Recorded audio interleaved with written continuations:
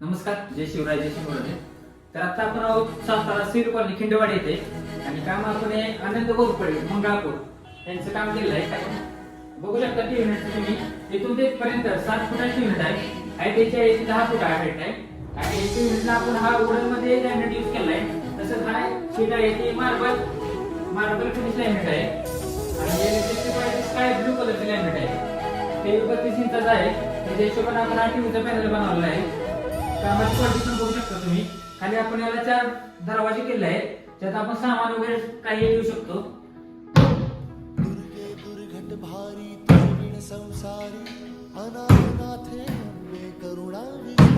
काम तुम्हाला कसं वाटलं कमेंट मध्ये नक्की सांगा. जय शिवराय.